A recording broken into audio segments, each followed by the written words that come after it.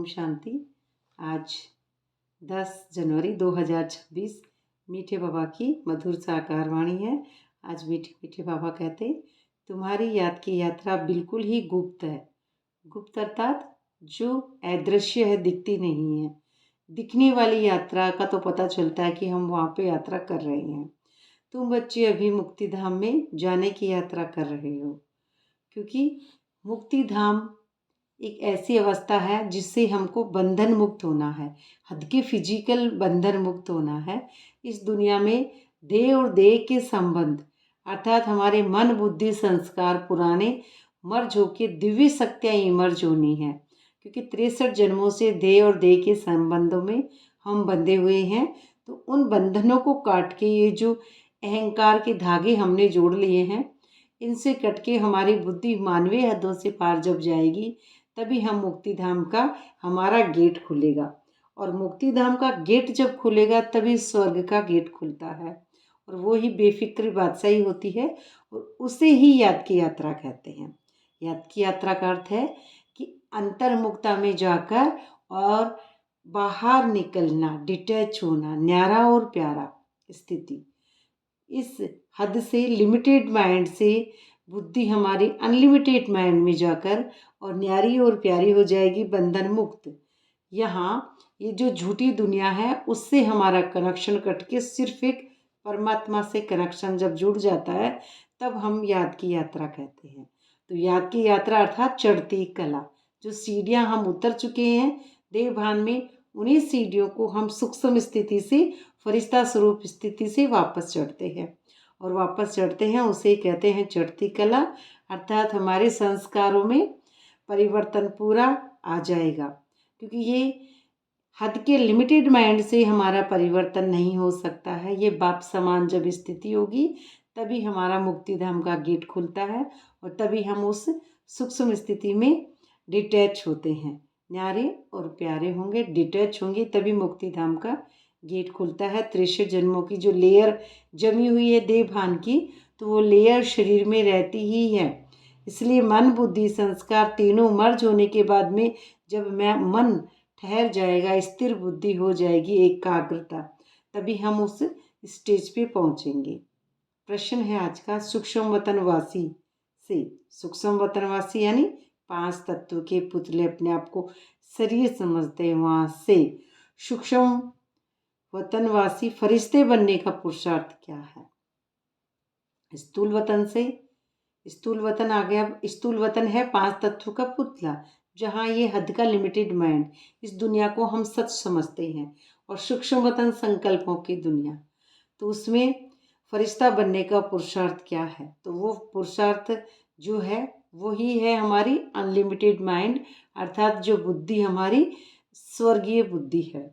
उत्तर है सूक्ष्म वतनवासी फरिश्ता बनना है तो रूहानी सर्विस में, रूहानी यानी आत्माभिमानी स्थिति की जो सर्विस है उसमें हड्डी हड्डी स्वाहा करो। अब हड्डी हड्डी स्वाहा यानी ऐसा नहीं है कि हमको ये हड्डियाँ देनी है, नहीं। हम जब मेडिटेशन करेंगे, योग करेंगे याद की यात्रा से, तो हड्डी मांस के पुतले से परे हमारी बुद्धि पार चली जाएगी। हम दर्शक के रूप में ड्रामा देखने वाली आत्मा न्यारी हो जाएंगे। कैमरे की तरह आत्मा अलग है, तो वो आत्मा ऊपर से सब कुछ देख रही है, लेकिन उसका यहाँ पे किसी भी चीज़ से मोह नहीं है। वो आत्मा न्यारी हो जाती है उस स्टेज की बात। तो बिना हड्डी स्वाहा के फरिश्ता नहीं बन सकते। न्यारा बने बिना हम फरिश्ता नहीं बन सकते, क्योंकि फरिश्ते बिगर हड्डी मांस के होते हैं। इस बेहद की सेवा में दधीचि ऋषि की तरह हड्डी हड्डी लगानी है, तभी व्यक्त से अव्यक्त बनेंगे, अर्थात साकारी से फरिश्ता बनेंगे। व्यक्त अर्थात साकारी तन से फरिश्ता बनेंगे, क्योंकि फरिश्ता स्वरूप स्थिति जब भी हमारी होगी जब हम याद की यात्रा से अंदर जाके फिर वापस बाहर भी निकल जाएंगे। और बाहर निकलेंगे तो बाहर निकल जब जाते हैं तब दर्शक के रूप में आत्मा न्यारी हो जाती है। न्यारी अर्थात आपकी थर्ड आई ओपन होगी, तभी आप उस ड्रामे को, अपने को और दूसरे को भी आप उस वैरागी अवस्था से देखते हैं, अर्थात जिसमें हद का मोह नहीं है, उस स्टेज से देखेंगे बिल्कुल उपराम। अब वहाँ पे आपको रोल दिखाई नहीं देगा, सबका सोल दिखाई देगा। किसी की कर्मों से पहचान नहीं है, खुद के कर्मों से भी और दूसरों के कर्मों से भी पहचान जब आत्मा नहीं बनाती है, तब फरिश्ता स्वरूप स्थिति शुरू होती है। गीत है आज का, धीरज धर मनवा, क्योंकि मन ही धीरज धरेगा तभी बच्चे उस स्टेज पे पहुंच सकेंगे। ओम शांति। बच्चों को इस गीत का इशारा मिला, धीरज धरो। बच्चे जानते हैं हम श्रीमत पर पुरुषार्थ कर रहे हैं और जानते हैं कि हम इस गुप्त योग की यात्रा पर, वह यात्रा अपने समय पर पूरी होनी है, क्योंकि किसी की भी एक साथ नहीं होती है, किसी की पीछे किसी की आगे। जैसे हम जितनी परसेंटेज पे हमारी आत्मा लो हुई थी, उतने ही परसेंटेज पे वापस आएगी। जो जितनी परसेंटेज से गिरा था वो उतनी ही परसेंटेज वापस लेगा। इसमें हमारे किसी के भी हाथ की बात नहीं है, ड्रामा बना बनाया है। तो मुख्य बात ही यहाँ पे है याद की यात्रा की।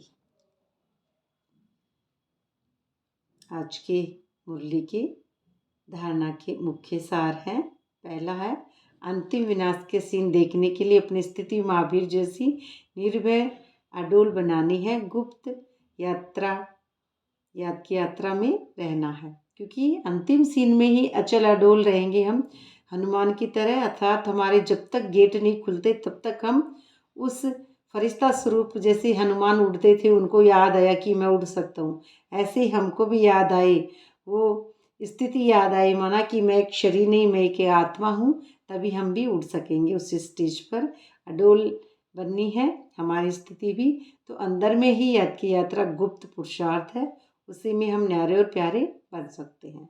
दूसरा है, अव्यक्त वतनवासी फरिश्ता बनने के लिए बेहद की सेवा दधीची ऋषि की तरह अपनी हड्डी हड्डी स्वाहा करनी है।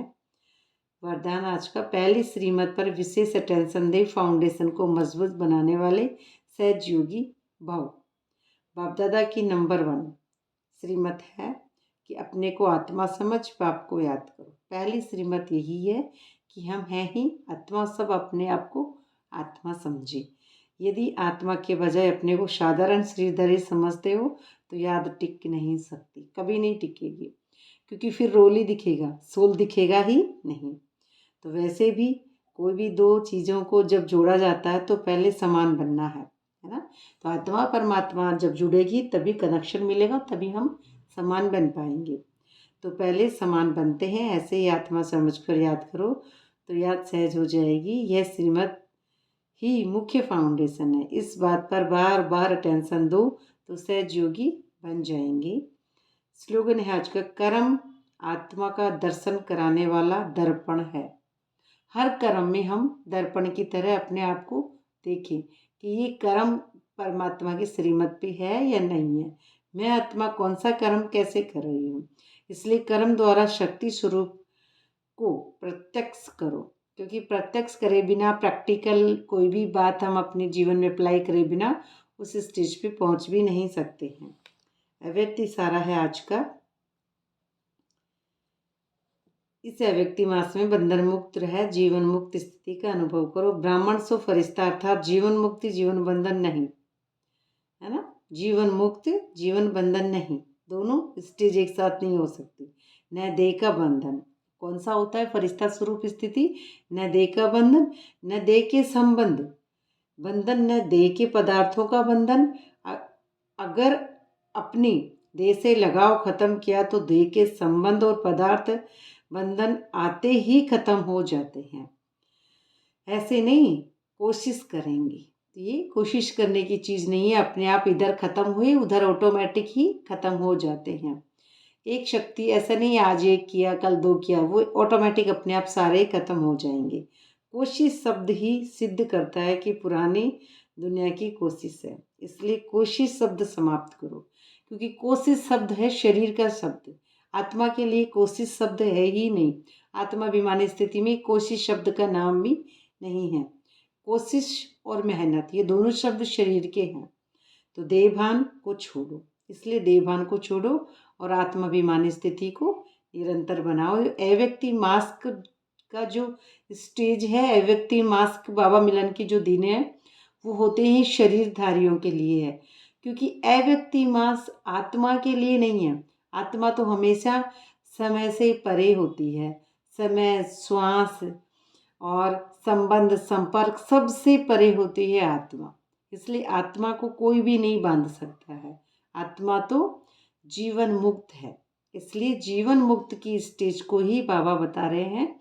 हड्डी हड्डी यज्ञ में स्वाहा करना और दधीची ऋषि की स्टेज पर जब भी हम फरिश्ता स्वरूप स्थिति पर बिना हड्डी मांस के पुतले अर्थात बात यह है कि पूरा न्यारा संपूर्ण समर्पित बुद्धि निराकार स्मृति में टिकना, शून्य रूपी स्थिति से पूरा परे हो जाना, उसी को कहेंगे कि आत्माभिमानी स्थिति निरंतर बनी रहना। अच्छा, बाबा का बहुत बहुत शुक्रिया और आप सबका।